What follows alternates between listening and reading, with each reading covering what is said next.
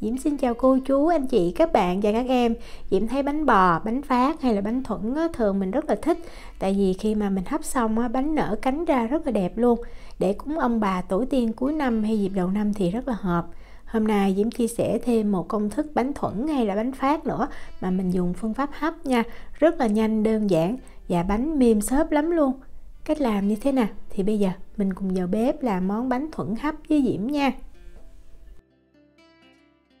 Để cho bánh nở đẹp thì Diễm thấy khuôn rất là quan trọng. Khuôn cần dẫn nhiệt tốt và khuôn cái thành nó cao như vậy, tức là cái đế và cái thành khuôn nó nên có cái đường kính gần giống nhau. Thì cái khuôn Diễm dùng cái đường kính mặt trên của khuôn là 8,5 cm, ở dưới đáy là 8 cm và cái chiều cao là 3 cm. Để cho bánh lấy ra được dễ dàng khi hấp chín thì mình nên lót cái khuôn giấy bên trong nha. Và khuôn giấy cũng nên là khuôn giấy mỏng thôi. Cái khuôn giấy này thì Diễm mua ở trong IKEA.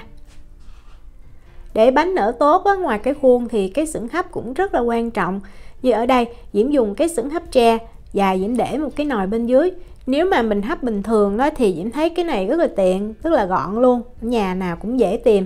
Nhưng nếu mà mình hấp bánh phát hay là bánh thuẫn thì cái hơi nước nó sẽ bị thoát ra ngoài, do cái xửng tre nó to hơn là cái nồi. Vì vậy khi mà hấp bánh này mình cần có một cái chảo hoặc một cái nồi làm sao mà mình để cái xửng hấp tre nó sẽ nằm gọn như trong vậy. Cái xửng hấp tre của Diễm cái đường kính là 28 cm thì cái chảo này Diễm dùng cái đường kính của nó là 33 cm thì để vô vừa dặn luôn. Công thức này thì mình cần một cái trứng gà nha. Trứng gà này Diễm cân luôn vỏ là 62g. Đối với bánh mà mình đánh cả lòng trắng và lòng đỏ thì Diễm thấy mình nên dùng trứng gà lạnh, tức là trứng gà lấy trong tủ lạnh ra mình làm liền thì đánh dễ bong. Để cho bánh đậm đà đó thì mình có thêm 1g muối. Đường thì 90g, nếu mà mình ăn lạc thì mình có thể dùng 75g. Mình dùng máy đánh trứng cầm tay mình làm cho nó tiện ha. Máy Diễm công suất là 350W thì Diễm để số cao nhất là số 5 luôn. Và mình cứ đánh đều thôi, cái bánh này rất là dễ.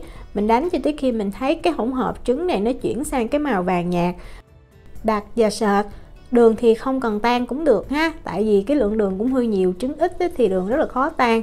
Diễm thấy chính xác mình nên canh thời gian Diễm thấy Diễm làm 3 lần Diễm canh 2 phút thì cái bánh như vậy nó nở xốp hơn và nó nở cũng cao hơn. Nếu mà mình không có máy đánh trứng cầm tay này, mình có thể dùng phối lòng mình đánh vẫn được nha. Cái bánh này thì rất là dễ. Phối lòng thì mình cũng đánh làm sao cho cái hỗn hợp trứng và đường nó chuyển sang cái màu vàng nhạt và nó sệt lại như vậy là được. Công thức bánh này thì theo bạn Thụy Vũ chia sẻ mình dùng kem tươi, nhưng mà Diễm thấy Diễm thích cái cốt dừa hơn, vì vậy Diễm thay kem tươi bằng 100g nước cốt dừa. Cốt dừa thì Diễm dùng hiệu này. Nếu mà mình thích kem tươi thì mình cứ dùng kem tươi ha. Kem tươi thì cái bánh có thể nó sẽ xốp hơn nữa, như cốt dừa thì nó béo thơm theo kiểu của người Việt mình hơn. Nước cốt dừa thì mình cứ múc từng muỗng hoặc là 2 muỗng mình cho vào một lần. Rồi mình bật máy lên, mình để tốc độ thấp thôi nha. Lúc này Diễm sẽ để máy số 1, máy có 5 số. Đó, giờ mình cứ đánh đều thôi. Khoảng chừng 15 cho tới 20 giây thì mình tiếp tục mình cho cái muỗng cốt dừa thứ 2, thứ 3 vào. Và mình đánh cho tới khi mà hết cái lượng nước cốt dừa này là được. Diễm đã có chia sẻ một công thức bánh phát theo kiểu của người Hoa, thì bánh đó cần thời gian để ủ. Và Diễm thấy nhiều bạn hay bị lỗi là bánh hấp không có nở được, thì mình làm thử cái công thức này nha. Bánh này thì nó sẽ xốp, nó mềm hơn. Làm đúng thì ăn giống như nó hơi nghẹn như là bánh thuẫn nướng luôn đó. Rất là dễ nở.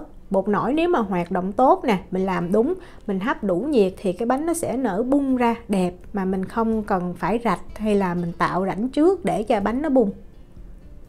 Khi mà mình cho nước cốt dừa vào thì lượng chất lỏng nhiều rồi đường nó sẽ dễ tan lắm. Và mình lưu ý là lúc mà mình cho hết nước cốt dừa, mình đánh cái đường nó tan hết là được. Ưu điểm của cái bánh thuẫn hấp này là cách làm rất là đơn giản, thời gian cũng nhanh nữa, mà bánh ăn nóng ngon lắm nha. Mình để nguội bánh nó sẽ cứng hơn, khi ăn thì mình hâm nóng lại là bánh mềm. Diễm đã làm thử, Diễm để 3 ngày thì bánh rất là thơm ngon, không có hề bị hư gì luôn. Đó, sau khi cho hết nước cốt dừa vào thì mình đánh thêm một lần nữa cho đều và cho đường nó tan là được. Rồi bây giờ Diễm đi giới thiệu bột cho bánh này. Bột để làm cái bánh thuẫn hấp này thì hơi đặc biệt chút là mình sẽ dùng tinh bột. công thức mình cần 150g bột tàng mì hay là tinh bột mì đó. Nhưng mà nếu mà mình không tìm được bột tàng mì hay tinh bột mì á, thì mình có thể thay bằng tinh bột khoai tây. Diễm có làm thử và Diễm thấy á, mình dùng tinh bột khoai tây cái bánh nó lại càng mềm xốp hơn nữa. Tí xíu nữa cuối video á, thì Diễm sẽ quay hai cái bánh bằng bột tàng mì và bằng tinh bột khoai tây cho mình xem để mình so sánh. 150g tinh bột khoai tây hoặc là bột tàng mì này á, mình sẽ chia ra làm 3 lần và mình cho vào. Mình cũng dùng máy đánh trứng ha, mình làm cho nó tiện. Mình bật tốc độ thấp nhất thôi và mình đánh mình thấy bột nó hòa đều. Lưu ý là bột chỉ cần hòa đều là được nha. Và mình để cái máy số nhỏ thôi, tại vì tinh bột mà khi mà mình để số lớn thì nó dễ bay ra ngoài lắm. Đó, mình thấy khi mà mình cho nhiều thì nó sẽ bám lên trên cái thành của cái thau như vậy. Lần này là lần thứ 3 cuối cùng nè, Diễm cho hết bột vào luôn. Rồi nhẹ nhàng mình cũng đánh cho bột nó hòa tan với lại cái hỗn hợp trứng, đường và nước cốt dừa hoặc là kem tươi. Những cái bột mà bám trên cái thành thì không sao hết ha. Quan trọng là mình đánh cho cái phần bột ở dưới nó hòa đều vào. Khi mình thấy đều rồi thì mình tắt máy. Lúc này mình mới lấy cái cây quết bột đó, mình sẽ tém cái phần bột ở trên cái thành thau. Bột mình thấy nó hơi cứng ha, tại vì tinh bột mà, mình cứ tém gọn thôi. Và mình trộn lại cho đều nha. Cái này thì không có cần yêu cầu kỹ thuật gì hết, quan trọng là mình trộn đều, trộn nhanh, cũng đừng có trộn lâu quá thôi. Ở dưới cái đế thau bột nó cũng hay bị lắng đó. Và để tạo độ nở thì mình có 3g bột nổi, lưu ý là bột nổi chứ không phải là muối nở nha. Để cho bột nổi nó dễ tan thì mình cho vào 3g bột nổi, 2 muỗng cà phê nước ở nhiệt độ phòng, không nóng cũng không lạnh. Và mình thấy mình cho nước vào như vậy cũng là cách để mình kiểm tra bột nổi có hoạt động tốt hay không nè. Mình thấy nó sủi bọt lên như vậy là bột nổi hoạt động tốt nha. Và mình nên dùng cái bột nổi double acting như vậy thì cái bánh nó sẽ nở tốt hơn. Mình khuấy cho đều rồi mình cho liền cái hỗn hợp bột nổi này vào trong hỗn hợp bột. Rồi mình khuấy khuấy nhanh tay khoảng chừng 15 cho tới 20 giây cho cái nước bột nổi này nè nó đều với lại cái hỗn hợp bánh, thì khi mà mình hấp cái bánh nó sẽ nở đều hơn.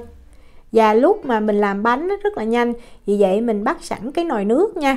Rồi nước sôi là mình mang mình hấp liền. Bánh này là mình làm xong mình hấp liền, mình đừng có đợi lâu, đợi càng lâu thì bột nổi nó yếu đó, cái bánh nó không có nở đẹp. Khuấy đều rồi thì Diễm cho liền cái hỗn hợp bánh này vào trong khuôn luôn. Và nếu mà mình dùng 3 khuôn thì Diễm thấy bánh nó nở rất là to đẹp. Mình làm 4 khuôn cũng được thì bánh nó sẽ nhỏ hơn, nó nở không có bung như là mình làm cái lượng bột nhiều. Như mình thấy bột mình phải cho gần đầy khuôn như vậy luôn thì cái bánh nó mới nứt ra được. Mình mang bánh mình đi hấp liền, nước phải sôi sùng sục ha. Và mình hấp bánh này ở lửa trung bình trong khoảng thời gian là 20 phút. Lưu ý là cái xửng hấp hồi nãy Diễm có nói nó phải đủ hơi, thì hơi đủ nó mới đẩy cái bánh nở và bung được. Mình không cần phải đạch hay là mình không cần phải tạo rãnh gì hết. Cái này là Diễm hấp chính xác 20 phút. Và khi mở ra đó mình có thể mở từ từ ha, tránh cho bánh nó bị sốc nhiệt thì nó sẽ co lại chút, nhưng mà Diễm thấy cũng không sao hết. Nếu mà mình làm đúng thì bánh nở ra rất là đẹp. Bánh lấy ra thì mình nên lấy ra khỏi khuôn liền, tại vì nếu mà mình để lâu cái hơi nước nó đọng lại làm cho cái bánh nó bị ướt bên dưới nó dễ bị nhão. Cái này là bằng bột tàng mì nè, bánh nở rất là đẹp luôn. Diễm lấy ra Diễm cầm lên cho mình xem. Cái này là Diễm để nguội được 15 phút ha. Bột tàng mì thì bánh nở đẹp, nhưng mà Diễm thấy khi mà mình cầm lên cái bánh nó mềm nhưng mà nó hơi chắc. Ăn thì nó xốp nó không có bị nghẹn. Cái này là nở 4 cánh và cái này nở gần như là 5-6 cánh luôn nè. Và bánh này là Diễm đã để được 1 ngày rồi đó. Mình thấy vẫn đẹp nhưng mà nó hơi cứng, mình hâm nóng lại thì cái bánh nó sẽ mềm hơn. Vì vậy cái bánh này rất là phù hợp để mình chưng mình cúng trong dịp cuối năm hoặc là đầu năm. Còn đây là bánh mà Diễm dùng tinh bột khoai tây nè, công thức cũng y chang như vậy. Diễm chỉ thay 150g bột tàng mì bằng 150g tinh bột khoai tây thôi. Và mình xem ở đây, bánh rất là mềm luôn mềm xốp mà ăn cái kiểu nghẹn như là bánh thuẫn hồi xưa.